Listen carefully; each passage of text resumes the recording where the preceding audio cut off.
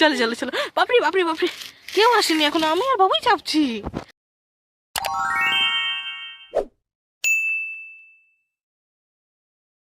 করে করে উপরে যেত না, কি গান করবো? ও আমাকে আইডিয়া দিয়েছে যে ওপরে মিমি এতগুলো সিঁড়ি আছে, তো যদি থকে যাও গান করে করে যেতে, তো তেরা মেরা গান করতে। ভাই তোর কি কথা বেরিয়েছে রে, ঠকে গেলে এবার একটু বসি করব। হ্যাঁ চলো, 500 কাছাকাছি সিঁড়ি। বাবু একবার দেখো পাহাড়টা কি সুন্দর আসছে, দেখছো? 500 কাছাকাছি সিঁড়ি, বাবু আর আমি আগেই উঠতে শুরু করেছি। কি উঠবো, কষ্ট হচ্ছে, তাহলে একটু বসে যাই। মাম্মার একটু কষ্ট হয়েছে, মাম্মাকে একটু উঠিয়ে দিস। ঠিক আছে বাবা, কষ্ট হয়নি তো? তুমি পেছন দিকে যাবে না, পেছন দিকে গেলেই পড়ে যাবে। আচ্ছা আমরা নামবো, বাবুর একটু কষ্ট হচ্ছে বলে আমরা চললাম। বাবু গরম লাগছে? গরম লাগেনি, এমনি ঠিক আছে, বাট কেমন happy happy happy happy dance দেখি তো।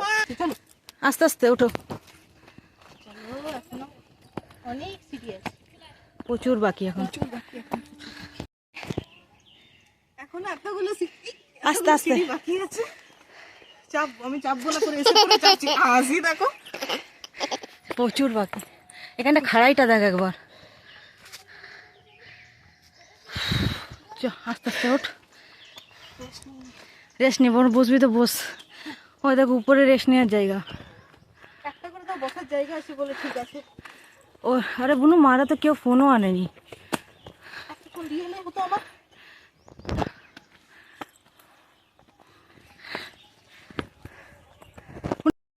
লিটারালি অবস্থা খারাপ। মায়ের ফোনটা নিয়ে আসবে, নিচে আমাদের বিস্কুট চানাচুরের কাছে ইয়ে হচ্ছে, চার্জ হচ্ছে। চলো তাও ঠিক আছে, দিদি ভাই কোলে তুলে তুলে হাঁটছে, এতগুলো সিঁড়ি, কি অবস্থা। ওই যে দেখা যাচ্ছে এখান থেকে একটা বজরংবলীরও আছে, আর একটা মনে হয় চণ্ডী মাতা মন্দির আছে। চলো, মন্দিরটা দেখা যাচ্ছে। ঠাকুরের ইয়েতে পৌঁছে গেছি লিটারালি। আমি নিজেও ভাবিনি আমার এতে এইভাবে পৌঁছে যাব, লিটারালি আমি ভাবিনি পৌঁছে যাব। কারণ আমার সাথে কলেজে যারা পড়তো, আমার বন্ধুরা সবাই জানে যে আমার কি অবস্থা হয়েছিল, মাইথনে গেছিলাম। আর আমি এখানে বলবো না, কিন্তু জানে তারা। তো সেই জিনিসটাই আমার ভয় ছিল যে দ্বিতীয়বার যেন না হয়, কিন্তু পৌঁছে গেছি। এই হচ্ছে মা চণ্ডীর মন্দির। এখানে চণ্ডী মায়ের প্রত্যেকদিন নিত্য পুজো হয়, এটাই জয়চণ্ডী মা। ইস, ভিউটা দেখো তোমরা একবার।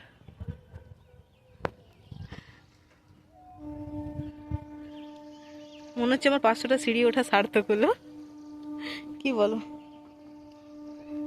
দারুণ লাগছে। তোমাদেরকে উল্টো দিকটা দেখাচ্ছে, এই দিকটা দেখো না, পুরো শহরটা নিচের থেকে দেখা যাচ্ছে। হাইটের একটু আমার ভয় আছে, কিন্তু চলে যাবে।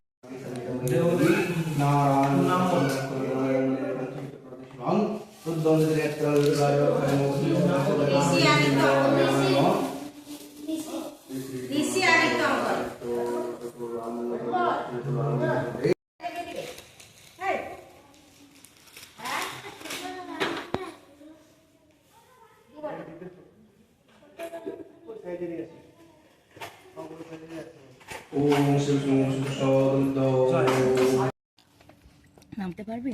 দেখে নিই, বাবু আছে এখন, থাক দিদি ভাই, ছেড়ে দাও। ওই দিকটাতে একটু যাওয়া যাবে, চলো ওখানটা থেকে একটু ঘুরে আসে। আমাদের পুজো কমপ্লিট।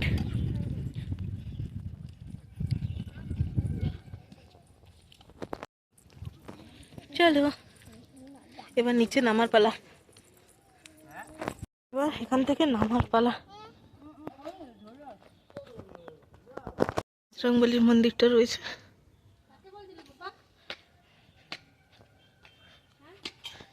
আর এক সেকেন্ড, এখানে না এই জয়চণ্ডী পাহাড়ের এক জায়গায় এমন আছে যেখানে নাকি মা সীতা মানে চাল ধুয়েছিল একটা, মানে সেখানে না গর্তের মতো আছে, জল আছে।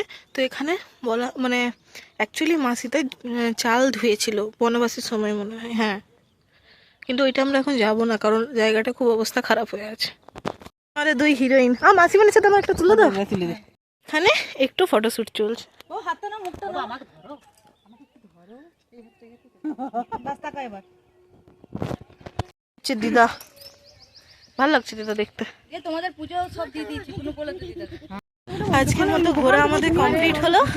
চলো এবার একটু অন্যদিকে যাব। কেমন লাগলো তোমার? সত্যি খুব ভালো লেগেছে, কিন্তু সিঁড়িগুলো সব উঠতে পারেনি এখনো। কত তাও অনেক উঠেছো দিদা, তোমার যার মানে তো বহুত উঠেছো, পায়ে ব্যথা যা দিদা।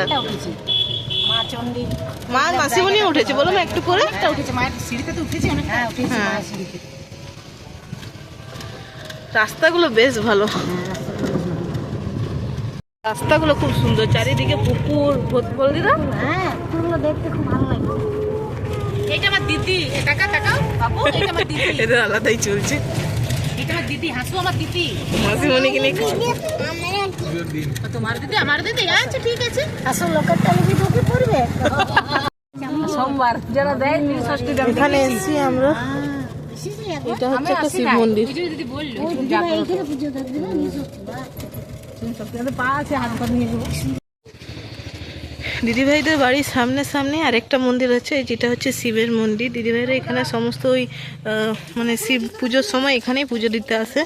বেশ সুন্দর, ফাঁকা ফাঁকার মধ্যে জায়গাগুলো এত ভীষণ দারুণ না, মানে সত্যি বলার নয়।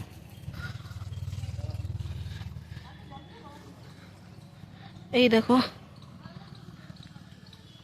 এইটা মনে হয় পাথর কেটে করা। চল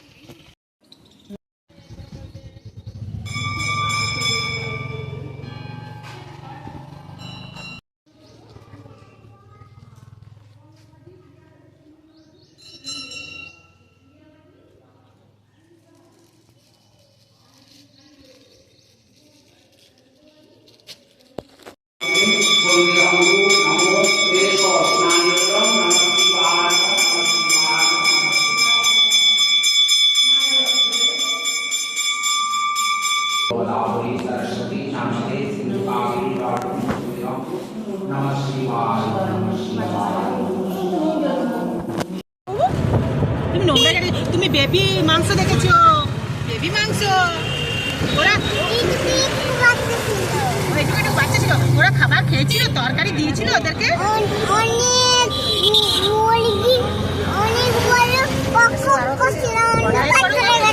বলছিল না শ্রীনিকা শ্রীনিকা শ্রীনিকা, বলছিল না, বলছিল শ্রীনিকা শ্রীনিকা শ্রীনিকা, বলছিল না তো না।